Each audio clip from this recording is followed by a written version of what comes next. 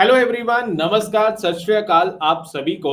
और गाइस, हमारी NISM research analyst की जो ये सीरीज चल रही है उसमें हम लोग पहुंच चुके हैं चैप्टर 3। और आज हम लोग डिस्कस करने वाले हैं टर्मिनोलॉजीज इन इक्विटी मार्केट। यहाँ पर हम इक्विटी मार्केट्स और डेट मार्केट दोनों की ही टर्मिनोलॉजी डिटेल में समझेंगे। बट आज हम लोग कवर करने वाले हैं पार्ट ए, यानी यहाँ पर हम लोग कवर करेंगे इक्विटी मार्केट्स की टर्मिनोलॉजीज। और इसको बहुत ध्यान से समझना। आई नो कि इसकी वेटेज बहुत ज्यादा नहीं है हमारे पेपर में, बट फॉर डेली पर्पस अगर आप लोग इन्वेस्टमेंट कर रहे हो, यहाँ पर अगर लॉन्ग टर्म इन्वेस्टमेंट कर रहे हो और डेली बेसिस पे ट्रेडिंग कर रहे हो, तो आपको बहुत सारी बार देखना पड़ता होगा, पी रेशियोज देखना पड़ता होगा, आपको फेस वैल्यू के साथ मतलब मौका मिला होगा, आपको फेस वैल्यू बार बार सुनने में आई होगी, और डिविडेंड यील्ड आपको सुनने में आया होगा, डिविडेंड पर शेयर आया होगा। तो इन सब चीजों को हम लोग डिटेल में समझेंगे आज इस वेबिनार में, इस सेशन में। तो आप सभी से रिक्वेस्ट है कि अपने नोट साथ के साथ जरूर बनाते रहो, और इस वीडियो को आप लोग लाइक और कमेंट्स, अपने व्यूज जरूर शेयर करो। अगर आप लोगों को ये सीरीज हमारी अच्छी लग रही है तो आप अपने व्यूज जरूर शेयर करो, कमेंट करो, तभी मुझे थोड़ी मोटिवेशन मिलेगी और यूट्यूब को भी लगेगा कि ये वीडियो अच्छी है और वो और लोगों को भी शेयर करेगा, क्योंकि हमारी वीडियो ज्यादा लोगों तक नहीं पहुंच पाती, यूट्यूब ज्यादा लोगों तक नहीं पहुंचाता। और ये तभी पॉसिबल है जब आप लाइक करोगे, कमेंट करोगे, और मुझे भी पता चलेगा जो मैं काम कर रहा हूं वो आप लोगों को पसंद आ रहा है या नहीं आ रहा। तो रिक्वेस्ट है आप लोगों से लाइक और कमेंट जरूर करना। अब स्टार्ट करते हैं हमारा आज का सेशन। और सबसे पहले हम लोग डिस्कस करेंगे अबाउट इक्विटी कैपिटल की। देखिए, इस मार्केट के अंदर ना दो टाइप की कैपिटल्स होती है, one is equity capital and second is debt capital. आज हम लोग पढ़ेंगे इक्विटी कैपिटल। इसको सिंपल लैंग्वेज में समझते हैं, कोई कुछ अलग नहीं है। इक्विटी कैपिटल का मतलब होता है funds raised bye a company in exchange for share of ownership. यानी मेरी कंपनी फाइनेंशियल अड्डा अभी तक एक ओन्ड कंपनी थी जिसको मैं ओन करता था, बट अब मुझे फंड्स की रिक्वायरमेंट है, बिजनेस को मैंने इंक्रीज करना है।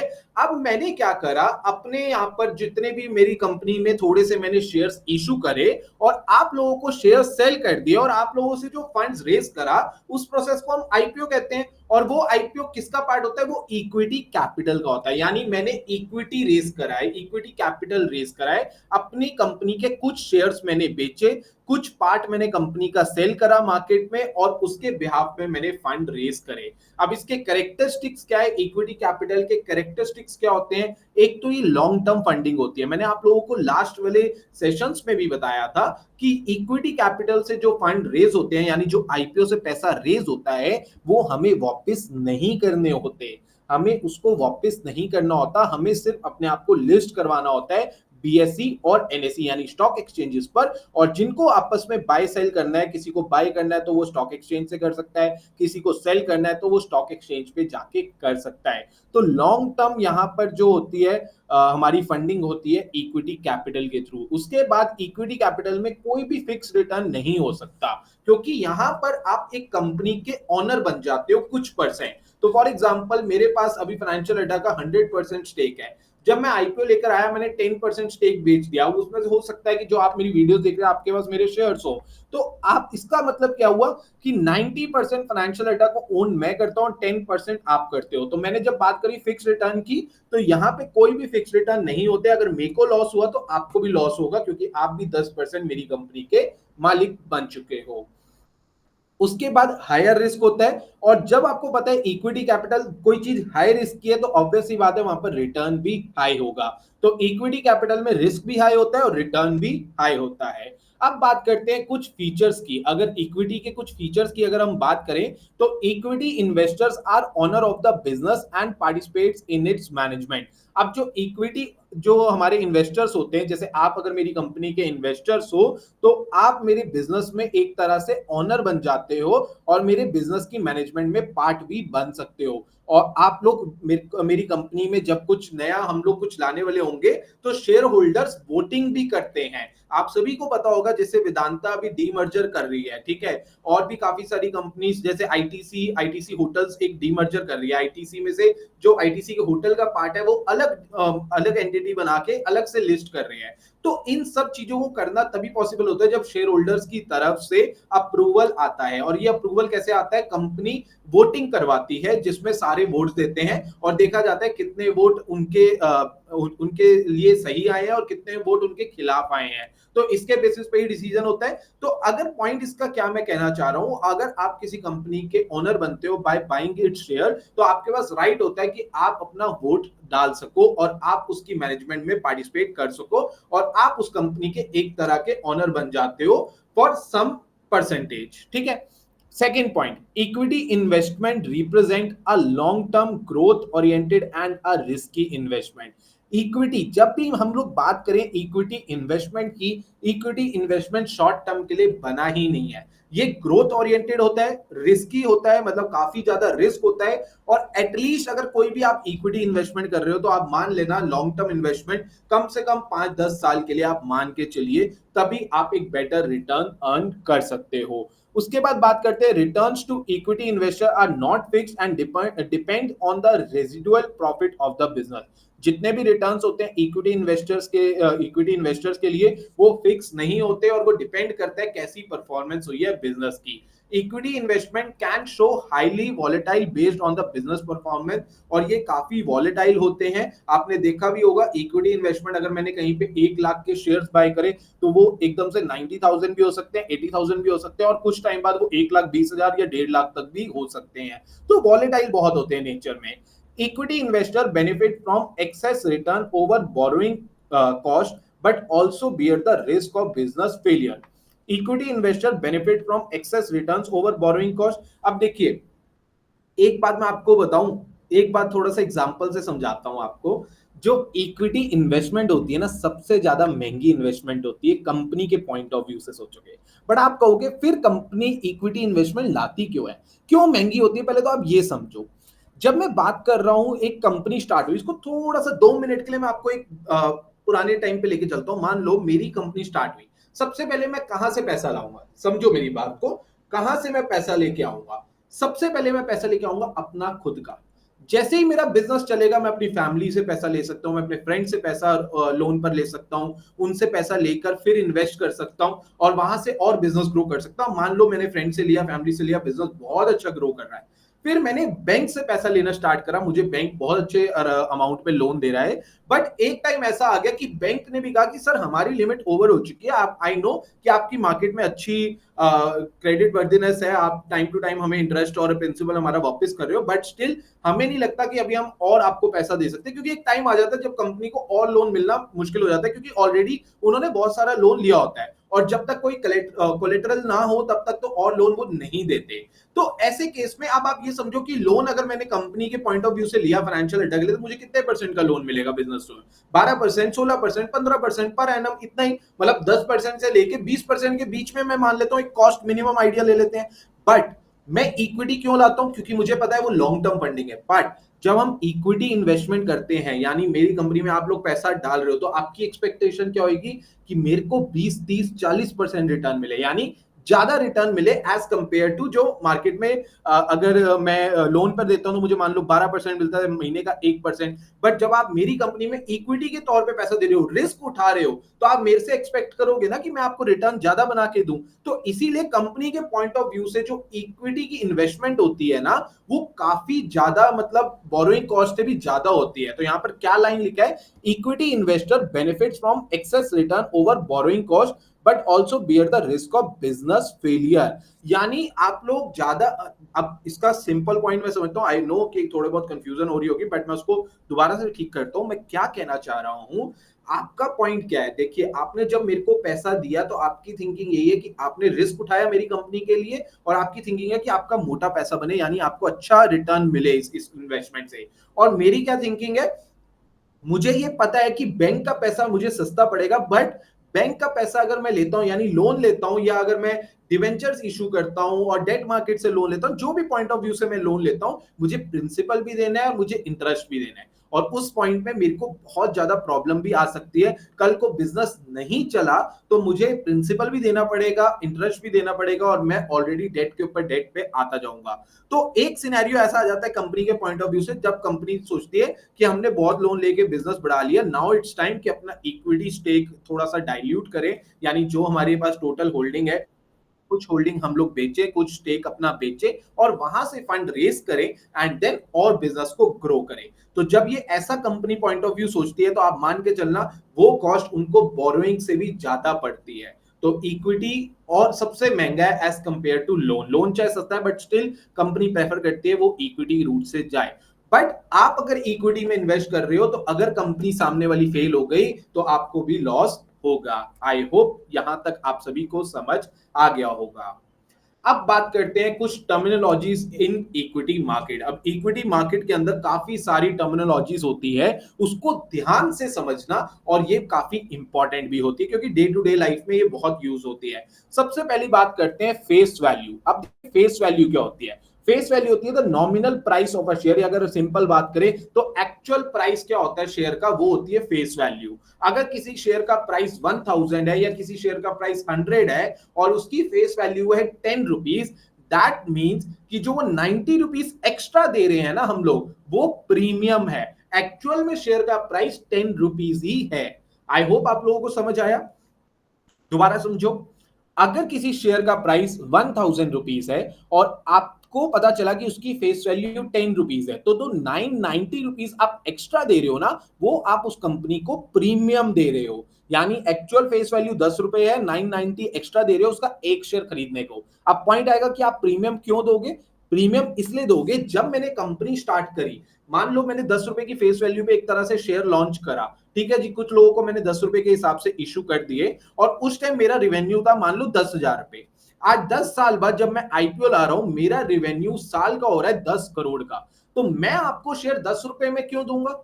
पहले तो मैं जिस टाइम 10,000 रुपए साल का कमाता था, आज 10 करोड़ कमा रहा हूं। कितना मोटा मैं यहां पर सेल्स कर रहा हूं, इसका मतलब तो मैं आपको शेयर प्राइस 10 रुपए में क्यों दूंगा? मैं तो आपको शेयर प्राइस महंगा ही दूंगा ना, यानी जो आज के अकॉर्डिंग होगा। तो इसीलिए मैंने शेयर प्राइस आप लोगों को दिया 1000 रुपीज का, और जो वो फेस वैल्यू 10 रुपीज ही रखी। जो 990 आपने पे करा ना, वो हो गया आपका यहाँ पे प्रीमियम आपने पे करा है। दोबारा से समझ लो फेस वैल्यू क्या होती है। The face value, nominal price of a share, crucial for calculating the equity capital of a company. Company की इक्विटी कैपिटल को कैलकुलेट करता है। और जो डिविडेंड्स पे होते हैं वो किसके बेसिस पे होते हैं? वो फेस वैल्यू के बेसिस पे ही होते हैं। तो डिविडेंड की कैलकुलेशन फेस वैल्यू के ऊपर होती है, प्राइस पर नहीं होती। अगर किसी स्टॉक का प्राइस 100 है और फेस वैल्यू 10 है, तो डिविडेंड की कैलकुलेशन उसकी फेस वैल्यू पे होगी, उसके करंट मार्केट प्राइस पे नहीं होगी।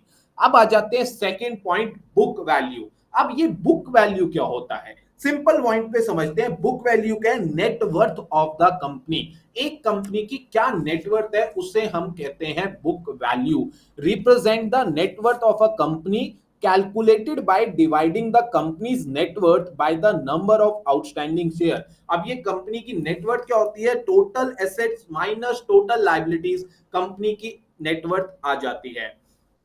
तो अगर कंपनी की अगर सिंपल बात करें, टोटल एसेट 100 करोड़ के हैं और टोटल लाइबिलिटीज 20 करोड़ की है, तो 100 करोड़ में से 20 करोड़ को आप माइनस करोगे तो जो 80 करोड़ बचा वो कंपनी की नेटवर्थ हो गई। अब नेटवर्थ को हम लोग डिवाइड करते हैं नंबर ऑफ आउटस्टैंडिंग शेयर से, तो वहां पे बुक वैल्यू पर शेयर निकल के आ जाता है। आई होप आपको यहां पर समझ आ गया होगा। मैं दोबारा से रिपीट कर देता हूं। बुक वैल्यू का मतलब है it is the net worth of the company, company की नेटवर्थ बताता है। Book value of equity is the worth of equity capital in companies balance sheet. जो कंपनी की बैलेंस शीट में इक्विटी कैपिटल होता है ना, उसे हम बोलते हैं book value. Book value of equity is the worth of equity capital in companies balance sheet. और बुक वैल्यू ऑफ इक्विटी कैसे कैलकुलेट करते हैं? Book value total assets minus total liabilities, वो आ जाएगी आपकी नेटवर्थ ऑफ द कंपनी, और इसको divide करोगे आप नंबर ऑफ आउटस्टैंडिंग शेयर से, वो निकालेगा आपको बुक वैल्यू। आई होप आप सभी को समझ आ गया होगा। आगे बढ़ते हैं और बात करते हैं मार्केट वैल्यू। अब देखिए मार्केट वैल्यू क्या होता है। The market price of a share, the market capitalization is computed by multiplying this price by the total number of outstanding share। Simple point पे बात करते हैं। मार्केट वैल्यू मतलब एक कंपनी का मार्केट कैपिटलाइजेशन कितना है, यानी ओवरऑल कंपनी कितने की है। तो मार्केट वैल्यू ऑफ शेयर यानी current market price multiplied by total number of outstanding share. Total number of outstanding shares का मतलब है कितने शेयर्स इशूड है मार्केट में या कितने शेयर सेल हुए हैं, उसको जब हम मल्टीप्लाई करते हैं तो हमारे पास निकल के आ जाता है मार्केट कैपिटलाइजेशन। उस कंपनी की कितनी वर्थ है और कितनी वैल्यू है। तो अगर आज जो रिलायंस इंडस्ट्रीज 20 लाख करोड़ की है, दैट मींस उसका जो करंट मार्केट प्राइस है 3000, उसको मल्टीप्लाई करो आप उसके नंबर ऑफ आउटस्टैंडिंग शेयर से, टोटल जो वैल्यू आएगी वो आएगी आपकी यहां पर टोटल मार्केट कैप, जिसको हम मार्केट कैपिटलाइजेशन बोलते हैं। तो मार्केट कैपिटलाइजेशन का फॉर्मूला होता है current market price multiplied by total number of outstanding shares. I hope आपको मार्केट कैपिटलाइजेशन समझ आ गया होगा। एक दो चीजें मैं आपको जरूर समझाना चाहूंगा मार्केट कैपिटलाइजेशन में। अगर आप लोग सिंपल वर्ड्स में समझोगे लार्ज कैप कंपनीज कौन सी होती है, देखिए यहां पर ना मैं आपको दो पॉइंट्स बताना चाहूंगा, थोड़ा सा ध्यान से समझना। तो अगर मैं बात करूं largest companies by market cap, जिनको हम ब्लू चिप कंपनीज भी बोलते हैं, तो टॉप 50 टू 100 कंपनीज जो इंडिया की मार्केट कैपिटलाइजेशन के अकॉर्डिंग होती है ना, उसे हम लार्ज कैप बोलते हैं। अब ये जो मिड कैप होती है ना, इनको जनरली कहा जाता है next 200 to 500 company. But as per AMFI rule, देखिए म्यूचुअल फंड इंडस्ट्री में क्या कहा जाता है, म्यूचुअल फंड इंडस्ट्री में सिंपल कहा जाता है लार्ज मिड और स्मॉल। उसमें लार्ज कैप कंपनीज जो फर्स्ट 100 कंपनीज है according to total market capitalization, they are known as large cap companies. 101 से लेके 250th companies, they are known as companies. And 251 onward जितनी भी कंपनीज लिस्टेड है, उन्हें mutual fund industry as per AMFI rule उसे कहा जाता है स्मॉल कैप कंपनीज। ये कहा जाता है म्यूचुअल फंड की तरफ से। बट अगर मैं बात करूं स्टॉक मार्केट की तरफ से, तो लोगों का देखने का अलग अलग तरीका है। तो वो लोग क्या देखते हैं, फर्स्ट 50 टू 100 कंपनीज को मिड लार्ज कैप मानते हैं, मिड कैप को 200 से 500 कंपनीज, और जो 500 अबव जितनी कंपनीज है उनको वो स्मॉल कैप मानते हैं। तो सबका अपना अपना नजरिया है। बट अगर इजी में अंडरस्टैंड करना है ना इसको, तो सिंपल है, फर्स्ट 100 कंपनीज लार्ज कैप, 101 से लेके 250 companies mid cap, and 251 onwards are small cap companies. इसके बाद माइक्रो कैप भी आ जाती है, जो बहुत ही ज्यादा स्मॉल होती है, 500 करोड़, 200 करोड़, 1000 करोड़, 1500 करोड़, छोटी छोटी कंपनीज, ठीक है, उनको आप माइक्रो कैप कंपनीज भी बोलोगे। अब आ जाते हैं फोर्थ पॉइंट, रिप्लेसमेंट वैल्यू। अब ये रिप्लेसमेंट वैल्यू क्या है, refers to the market value of all companies asset at any given time. यानी इसको ध्यान से समझते हैं रिप्लेसमेंट वैल्यू को, और मैं आपको ध्यान से समझाता हूं। रिप्लेसमेंट वैल्यू का क्या मतलब है, refers to the market value of all companies asset at any given time. यानी कंपनी के जितने भी एसेट है उसकी टोटल वैल्यू लगाते हैं, उसे हम बोलते हैं रिप्लेसमेंट वैल्यू। और इसको कैलकुलेट कैसे करा जाता है, इसको दोबारा ध्यान से समझो।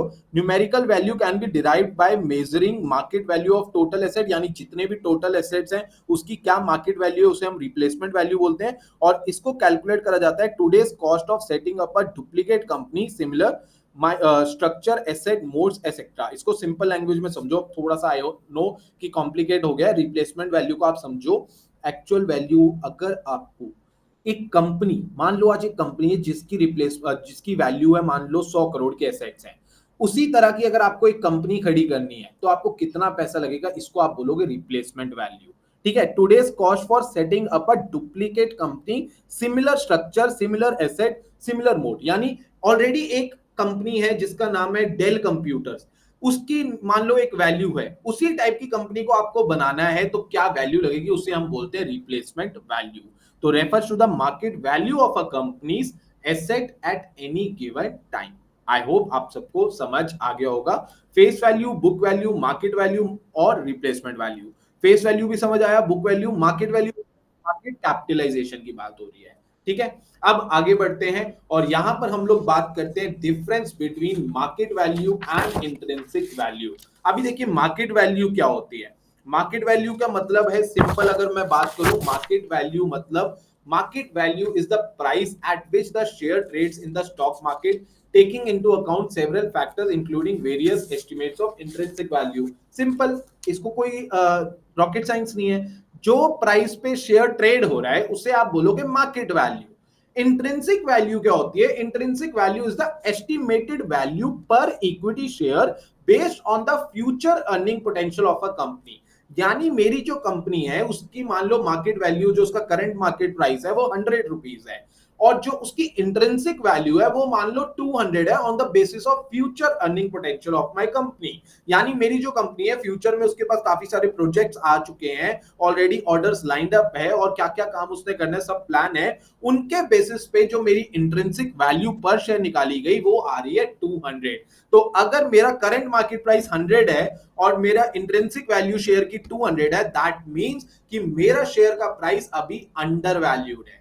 और अगर मेरे शेयर का प्राइस 100 है और इंट्रिंसिक वैल्यू यहां पर निकल के आ रही है मान लो 50 रुपीज, दैट मींस कि मेरा शेयर यहां पर महंगा ट्रेड कर रहा है, जिसकी एक्चुअल वैल्यू 50 है पर ट्रेड हो रहा है 100 रुपीज में। तो यहां पे ध्यान से समझ लो, इंट्रिंसिक वैल्यू में be equal to less than और more than the market price at any point in time. If the intrinsic value is perceived to be more than the market value, the script is said to be undervalued. अगर intrinsic value more than the market value है तो उसको हम बोलेंगे under valued, और अगर intrinsic value less than है market value तब हम कहेंगे वो ओवर वैल्यूड है। तो इसको सिंपल एग्जांपल में मैंने समझाया, अगर मेरे शेयर का प्राइस 100 है और इंट्रिंसिक वैल्यू है 50, दैट मींस कि मेरा शेयर ओवर वैल्यूड है मार्केट में। और अगर मेरे शेयर का प्राइस 100 है और ट्रेड जो उसकी इंट्रिंसिक वैल्यू है वो निकल के आ रही है 200, दैट मींस कि मेरा शेयर जो है वो अभी मार्केट के अंदर अंडर वैल्यूड है। आई होप आपको यहां तक समझ आ गया होगा। आगे बढ़ते हैं और कुछ इंपॉर्टेंट टर्म्स की बात करते हैं, डिटेल्ड में बात करते हैं।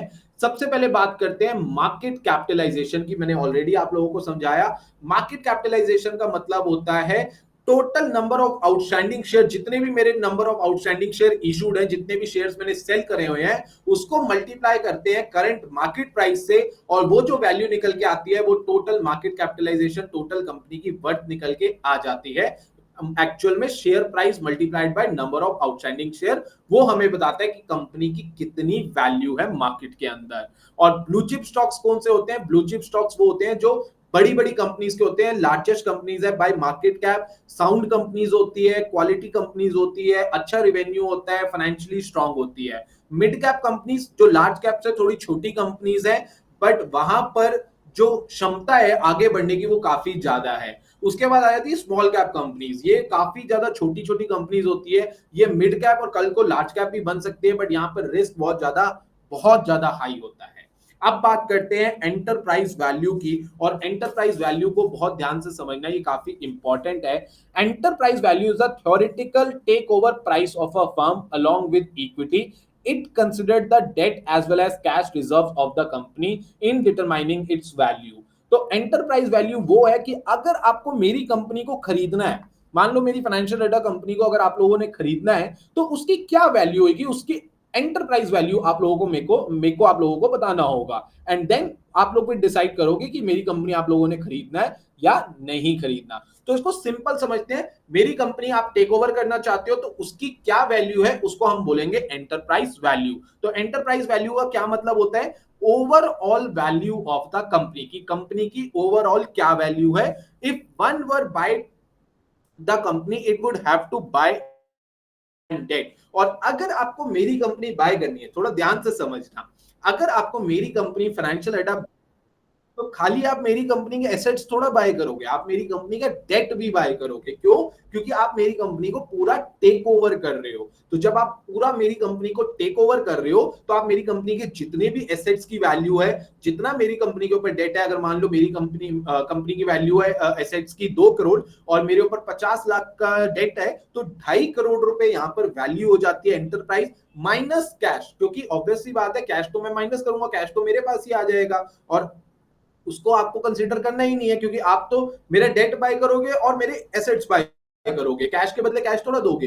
तो मान लो मेरे पास 20 लाख का कैश भी पड़ा होता है, तो मेरी 2 करोड़ की हो गई कंपनी की वैल्यू एसेट्स की, प्लस मैंने 50 लाख का डेट लिया हुआ है, 2.5 करोड़ हो गए, माइनस 20 लाख का मेरे पास कैश पड़ा है, 2 करोड़ 30 लाख मेरी एंटरप्राइज वैल्यू आ जाती है। और ये 2 करोड़ 30 लाख आपको मुझे देने होंगे अगर आप मेरी कंपनी को टेक ओवर करना चाहते हो।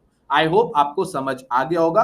दोबारा से समझा देता हूं, एंटरप्राइज वैल्यू कैलकुलेट करने के लिए नोट कर लो, ये नोट्स बना लो और नोट करते जाओ। बाकी मैं नोट्स आपको प्रोवाइड कर दूंगा, नोट्स का लिंक आपको डिस्क्रिप्शन में मिल जाएगा वीडियो की, आप वहां से भी जाके डाउनलोड कर सकते हो और मैंने व्हाट्सएप ग्रुप पे भी शेयर कर दूंगा। और व्हाट्सएप ग्रुप कहां से ज्वाइन करना है, नीचे लिंक डिस्क्रिप्शन में आप लोगों को मिल जाएगा।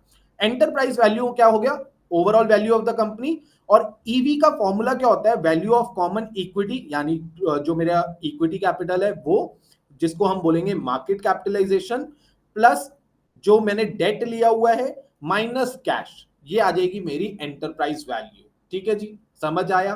कोई डाउट कमेंट कर दो।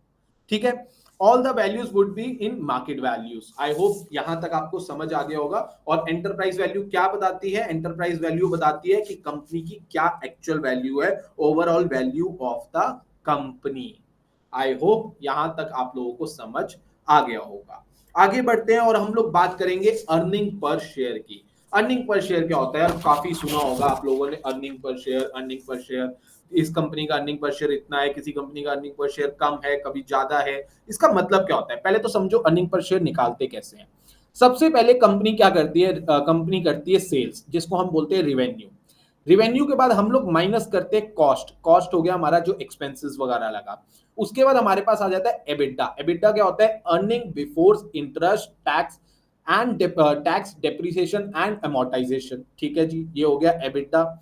एबिटा से हम लोग माइनस करते हैं डेप्रिसिएशन एंड अमोर्टाइजेशन, उसमें से हम लोग माइनस करते हैं इंटरेस्ट, उसमें से हम लोग माइनस करते हैं टैक्स। ठीक है जी, ये सब माइनस करने के बाद जो एक्चुअल बचता है वो होता है profit after tax. That is the earning of the company. यानी सेल्स हमारी हुई, सेल्स में से हमने कॉस्ट निकाल दिया, उसके बाद हमारे जितने एक्सपेंसेस थे वो निकाल दिया, उसके बाद हमारा डेप्रिसिएशन निकाल दिया, उसके बाद इंटरेस्ट दे दिया, उसके बाद टैक्स दे दिया, और उसके बाद जो बचा वो मेरी एक्चुअल कमाई है। अब अर्निंग पर शेयर का फॉर्मूला क्या होता है, जो मेरा प्रॉफिट आया, net profit divided by outstanding पर शेयर, ओ सॉरी आउटस्टैंडिंग शेयर। तो मेरा नेट प्रॉफिट, जितना भी मेरा नेट प्रॉफिट है उसको मैंने डिवाइड करा आउटस्टैंडिंग शेयर से, वो आ जाएगा अर्निंग पर शेयर, यानी प्रॉफिट अर्न ऑन पर शेयर बेसिस। आई होप आपको यहां तक समझ आया होगा। अर्निंग पर शेयर की, यानी पर शेयर मैं कितना अर्न कर रहा हूं, net profit of the company belongs to the share holder. Earning per share is the net profit divided by the number of share. It indicates the amount of profit that company has earned for every share it has issued. यानी मैंने जितने भी share issue करे हैं और पर share मेरी क्या अर्निंग है, ये होता है अर्निंग पर शेयर। अगर मेरी कंपनी की अर्निंग पर शेयर ज्यादा है तो वो शो करता है higher profitability and better earnings for the share holder. और अगर मेरी कंपनी का अर्निंग पर शेयर कम है तो ऑब्वियस सी बात है वो शो करेगा लोअर प्रॉफिटेबिलिटी और lower earnings for the share holder. तो हायर द अर्निंग्स ज्यादा बेटर रहेगा। तो जब भी आप देखोगे किसी कंपनी का अर्निंग पर शेयर ज्यादा है तो वो आपके लिए बेटर रहेगा। ठीक है जी, आगे बढ़ते हैं और अब हम बात करेंगे डिविडेंड पर शेयर की।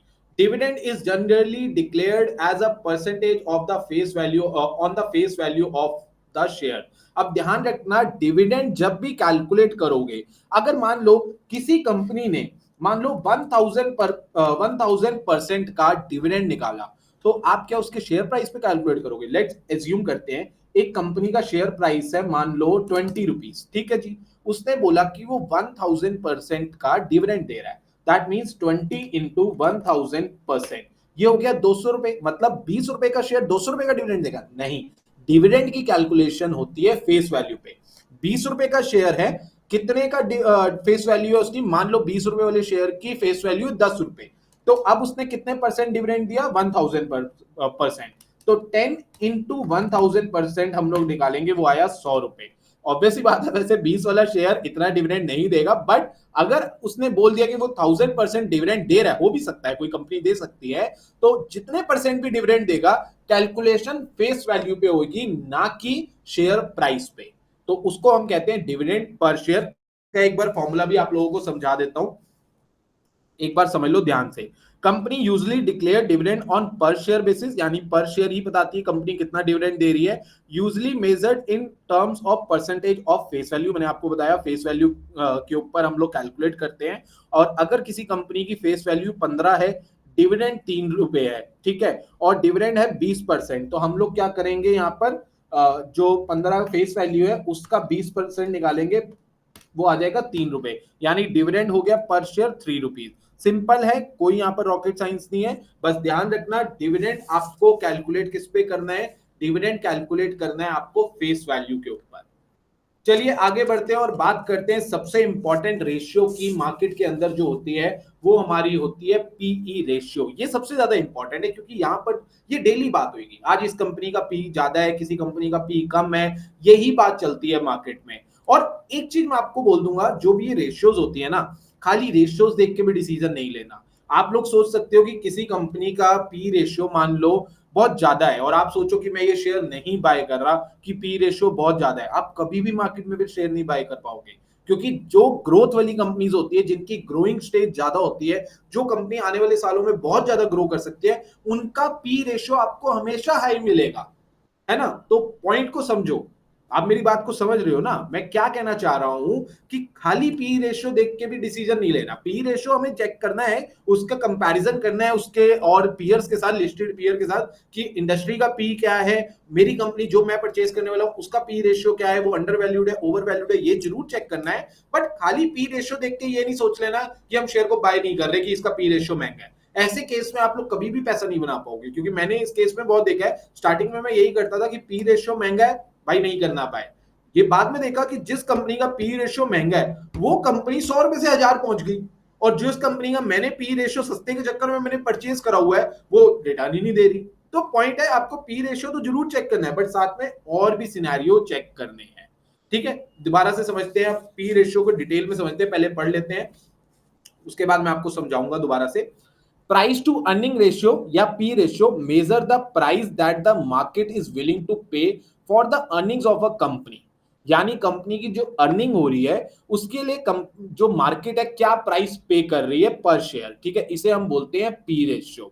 अब पी रेशियो क्या है, market price per share, company का जो मार्केट प्राइस है पर share divided by earning per share, जो हमने अर्निंग पर शेयर निकाला था उसी से ये डिवाइड होता है। और ये हमें क्या बताता है, how much we are paying for 1 rupee of earning, यानी 1 रुपए कमाने के लिए, यानी पर रुपी कमाने के लिए हम कितना पैसा दे रहे हैं, उसे कहते हैं पी रेशियो। अगर किसी कंपनी का पी मान लो 20 रुपीज है, दैट मीन्स कि 1 रुपए कमाने के लिए हम 20 रुपया दे रहे हैं, है ना। तो इस तरीके से पी रेशियो होता है। बट आपको कैसे यूज करना है पी रेशियो को, मैं थोड़ा सा आइडिया दे देता हूं। आपको क्या करना है, आपकी कंपनी का पी रेशियो नोट करना है। अगर आपकी कंपनी का पी रेशियो है मान लो 10 रुपीज और इंडस्ट्री का पी है 15 रुपीज, दैट मीन्स कि आपकी कंपनी अभी अंडर वैल्यूड है। और अगर इंडस्ट्री का पी रेशियो है 15 और आपकी कंपनी का पी रेशियो है 20, दैट मीन्स कि आपकी कंपनी ओवर वैल्यूड है। और इसका पी रेशियो आपको बाकी सारी कंपनीज के साथ भी देखना है और इंडस्ट्री के एवरेज के साथ भी देखना है, इस तरीके से आप कंपैरिजन कर सकते हो। बट पी रेशियो की डेफिनेशन क्या है, ये आपको ये बताता है कि how much are we paying for per rupee earning, 1 रुपए कमाने के लिए हम कितना पैसा दे रहे हैं, उसे आप बोलोगे पी रेशियो। और ये कॉमन टूल है वैल्यूएशन का, हम इसी से आइडिया लेते हैं कि ओवर वैल्यूड है या अंडर वैल्यूड है। और पी रेशियो जो है वो बेस्ड होता है ट्रेलिंग अर्निंग पे और एंटीसिपेटिंग अर्निंग पे, यानी लास्ट 12 मंथ्स की जो अर्निंग होती है उसके बेसिस पे हम लोग यहाँ पर पी रेशियो निकालते हैं, ठीक है जी। और सिंपल पॉइंट में समझे तो पी रेशियो आपको कहीं ना कहीं ये जरूर बताएगा कि कंपनी ओवर वैल्यूड है, अंडर वैल्यूड। बट मेरी बात एक बार ध्यान से समझना, ओनली पी रेशियो देख के कभी डिसीजन मत लेना, नहीं तो आप हमेशा शेयर छोड़ दोगे, और मेरे साथ ये हुआ है। पी रेशियो जरूर चेक करो, बट एक बात ध्यान रखना, जिसका पी रेशियो भी ज्यादा होता है और अगर कंपनी ग्रो कर रही है, कंपनी के पास ऑर्डर्स अच्छे हैं, उनका ग्रोथ आपको शेयर प्राइस में ज्यादा देखने को मिलेगी। ओवरऑल चाहे महंगा शेयर आप बाय कर लो, अगर ग्रोथ के चांसेस हैं, अगर आपको लग रहा है कि कंपनी के फंडामेंटल सब कुछ अच्छे हैं, पी बस महंगा है बट बाकी सारी चीजें अच्छी है, कोई दिक्कत नहीं, आप बाय कर लो, कम बाय कर लो बट कर लो, ठीक है। आई होप यहां तक आपको समझ आया होगा। अब समझते हैं प्राइस टू सेल्स रेशियो। अब प्राइस टू सेल्स रेशियो क्या है, price to sales ratio is a valuation ratio that measure the price investors are willing to pay for each rupee of sale, यानी 1 रुपए की सेल के लिए कितना पैसा हम दे रहे हैं। और इसको कैलकुलेट कैसे करते हैं, प्राइस पर शेयर यानी current market price divided by annual net sales per share, यानी सेल्स पर शेयर हम लोग निकालेंगे और उसके बेसिस पे ये रेशियो निकल के आती है। अब अगर प्राइस टू सेल्स रेशियो कम है, दैट मीन्स कि हमारा स्टॉक अंडर वैल्यूड है, और प्राइस टू सेल्स रेशियो ज्यादा है, दैट मीन्स कि हमारा स्टॉक ओवर वैल्यूड है। ठीक है, और ये क्या मेजर करता है? Price for per rupee of cell, 1 रुपए की सेल के लिए कितना प्राइस हम लोग पे कर रहे हैं, ये हमें बताता है। आई होप आपको समझ आ गया होगा। अब चलते हैं सबसे इंपॉर्टेंट रेशियो पे, और ये भी काफी इंपॉर्टेंट है। क्यों इंपॉर्टेंट है? Price to book value of price to book value ratio जो अगर हम बात करें तो हमने सबसे पहले समझा था बुक वैल्यू क्या होता है। बुक वैल्यू रिप्रेजेंट करता है the net worth of a company, की कंपनी की कितनी नेटवर्थ है। अब प्राइस टू बुक वैल्यू पर शेयर, यानी हम लोग पर शेयर भी निकालते हैं इसका। अब इसको हम थोड़ा सा ध्यान से क्यों समझेंगे। जो पी रेशियो होता है ना, जब कंपनी प्रॉफिटेबल होती है तभी पी रेशियो निकलता है। अगर कंपनी की अर्निंग्स ही नेगेटिव होगी तो पी रेशियो नहीं निकल पाएगा। तो उस टाइम पे हम लोग प्राइस टू बुक वैल्यू देखते हैं, तब हमारे लिए बुक वैल्यू काफी इंपॉर्टेंट हो जाता है। तो चलिए अब प्राइस टू बुक वैल्यू थोड़ा सा ध्यान से समझेंगे, क्योंकि ये भी काफी इंपॉर्टेंट है और ये आप लोगों को चेक भी करते रहना होगा टाइम टू टाइम। और मैं आप लोगों को नोट्स भी दे दूंगा, नोट्स का लिंक आपको डिस्क्रिप्शन पे मिल जाएगा। और एक चीज ध्यान रखना, जो भी डाउट्स होंगे कमेंट सेक्शन पे आप पूछ लेना, मैं आपको जैसे ही मेरे को टाइम मिलेगा कमेंट करने का, मैं आप लोगों को रिप्लाई कर दूंगा। और हमारे और डाउट्स अगर आपको चाहिए तो हम लोग प्रॉपर आप लोगों के लिए डाउट सेशंस भी रखेंगे, जिसके लिंक आपको कहां मिलेगा? हमारे व्हाट्सएप ग्रुप पे मिलेगा, और व्हाट्सएप ग्रुप का लिंक आपको डिस्क्रिप्शन में मिल जाएगा। चलिए अब समझते हैं प्राइस टू बुक वैल्यू। अब price to book value ratio क्या होती है? Price to book value ratio is one of the most widely used ratio to find price relative to the value, यानी जो कंपनी की बुक वैल्यू है उसके basis पे क्या प्राइस निकल के आ रहा है वो हमें बताता है price to book value ratio. और ये मेजर करता है कंपनीज का current market price wise its book value, यानी बुक वैल्यू के अकॉर्डिंग कंपनी का करंट मार्केट प्राइस को ये मेजर करता है। तो अब इसको ध्यान से समझना। पहले बात करते हैं प्राइस टू बुक वैल्यू निकालते कैसे हैं। Price per share divided by book value of पर शेयर। ठीक है, इसके लिए आपको पहले बुक वैल्यू ऑफ पर शेयर निकालना पड़ेगा, और इसके लिए आप नोट कर लो, अपने नोट्स में लिख लो। बुक वैल्यू पर शेयर निकालने के लिए फॉर्मूला होता है equity capital plus reserves and surplus divided by number of outstanding share. तो अगर आपकी इक्विटी कैपिटल 15 लाख की है, रिजर्व्स एंड सरप्लस 40 लाख के हैं, आउटस्टैंडिंग शेयर 5 लाख के हैं, तो आप क्या करोगे? 15 प्लस 40, दैट मीन्स 15 और 40 55 डिवाइडेड बाय यहाँ पर आपका आ गया 5 लाख, तो ये आपका 11, यानी बुक वैल्यू पर शेयर निकल के आ गई 11। अब यहां पर आपको निकालना है price to book value ratio, और उसके लिए हम क्या करेंगे? कंपनी का शेयर प्राइस क्या चल रहा है? कंपनी का शेयर प्राइस चल रहा है 33, और हम लोग निकालेंगे प्राइस टू बुक वैल्यू पर शेयर। तो बुक वैल्यू पर शेयर है यहाँ पर 11, जो कैसे आई थी? 15 और 40 लाख को हमने प्लस करा, 15 लाख की इक्विटी थी, 40 लाख का सरप्लस और रिजर्व्स था। रिजर्व्स होता है रिटेन्ड अर्निंग, आप लोगों को याद है रिटेन्ड अर्निंग क्या होता है? रिटेन्ड अर्निंग मतलब जो कंपनी, अब देखो कंपनी ने जितना प्रॉफिट कमाया उसमें से कुछ पार्ट वो बांट देती है, उसको हम लोग बोलते हैं डिविडेंड। जो पैसा वो बांटती नहीं है और अपने पास रख लेती है उसे हम बोलते हैं रिटेन्ड अर्निंग, या सिंपल वर्ड्स में कहें तो रिजर्व्स। तो कंपनी का जब हम बुक वैल्यू पर शेयर निकालते हैं ना, वहां पे हम इक्विटी कैपिटल, जितने की इक्विटी कैपिटल है कंपनी की, प्लस रिजर्व प्लस सरप्लस। तो यहाँ पे 15 लाख की इक्विटी कैपिटल थी, 40 लाख का रिजर्व था, तो हो गए 55 लाख। और यहां पर 5 लाख के आउटस्टैंडिंग शेयर है, यानी 5 लाख आउटस्टैंडिंग शेयर है, तो 55 लाख डिवाइडेड बाय 5 लाख। ठीक है, तो पर शेयर यहां पर निकल के आ गया 11 रुपए, ये हो गया बुक वैल्यू पर शेयर, ये आ गई 11 रुपए। अब हम निकालेंगे price to book value ratio, तो उसके लिए हमारा शेयर प्राइस मिला हुआ है 33 रुपए, यानी 33 रुपीज डिवाइडेड बाय 11, और यहां पर 3 रुपीज का निकल के आ जाता है हमारा पीबी रेशियो, यानी price to book value ratio. आप इसको कैसे समझेंगे कि ये महंगा है या सस्ता है? अगर आपका बुक वैल्यू 1 रुपए से ज्यादा हुआ, यानी 1 रुपीज से अबव हुआ, तो आप कहोगे कि आपका शेयर ओवर वैल्यूड है। अगर 1 रुपए से कम हुआ, यानी लेस देन 1 है, तब वो आपको अंडर वैल्यूड होगा। तो price to book value above 1 is over valued, below 1 is under valued. I hope आप लोगों को समझ आ गया होगा। और अब हम स्टार्ट करते हैं अपना Q&A सेशन, और Q&A सेशन से पहले हम लोग रखेंगे एक छोटा सा क्विज आप लोगों के लिए। तो क्वेश्चन 1 है, which of the following best defines equity? इन चारों ऑप्शंस में से इक्विटी बेस्ट कौन सा डिफाइन करता है? Option A, debt security with fixed interest payment. Option B, ownership interest in a corporation represented by shares. Option C a short term financial instrument used for inter bank lending, option D a government bond with a maturity of more than 10 years। Comment करिए right answer. चलिए check करते हैं right answer. बिल्कुल सही, option B is the right answer. Equity का मतलब होता है हमारी ओनरशिप कंपनी के अंदर, और वो रिप्रेजेंट होती है शेयर्स के अकॉर्डिंग, शेयर्स के थ्रू होती है represent. Question number 2, what is dividend yield. जो डिविडेंड यील्ड, देखिए एक चीज मैं आपको यहां पर समझाना चाहता हूं।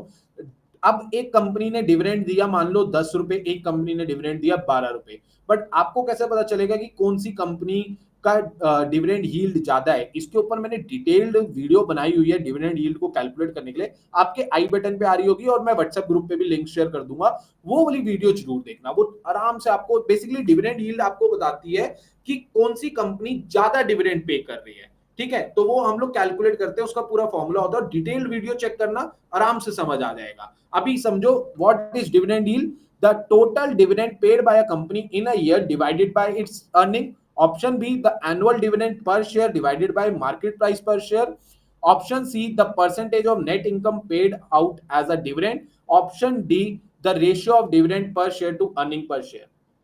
कमेंट करिए राइट आंसर, जल्दी जल्दी कमेंट करिए। What is dividend yield, comment करिए राइट आंसर। चलिए चेक करते हैं राइट आंसर, और राइट आंसर है annual dividend per share divided by market price per share.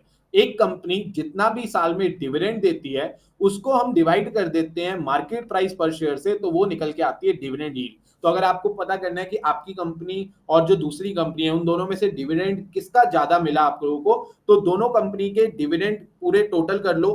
अब कंपनी ए का डिविडेंड टोटल करो, साल में कितना मिला उसको डिवाइड करो मार्केट प्राइस से और परसेंटेज निकालो। उसके बाद कंपनी बी का भी ऐसे ही करो और चेक करो कि किस कंपनी ने ज्यादा परसेंट में डिविडेंड दिया, उससे पता चलेगा कि किस कंपनी, कौन सी कंपनी ज्यादा डिविडेंड देती है। आप लोग जो कमेंट कर रहे हैं ऑप्शन ए वो गलत है, option B is the right answer. Dividend yield का जो फॉर्मूला होता है वो होता है एनुअल डिविडेंड पर शेयर, यानी पर शेयर पे कितना एनुअल डिविडेंड दिया divided by price per share. तो ऊपर वाले ऑप्शन में डिवाइडेड बाय इट्स अर्निंग है, और नीचे वाले ऑप्शन में divided by market price per share है, और डिविडेंड यील्ड का एक्चुअल फॉर्मूला होता है annual dividend divided by price per share. तो option B is the right answer. तो जिन्होंने ऑप्शन ए कमेंट करा है वो गलत है, option B is the right answer.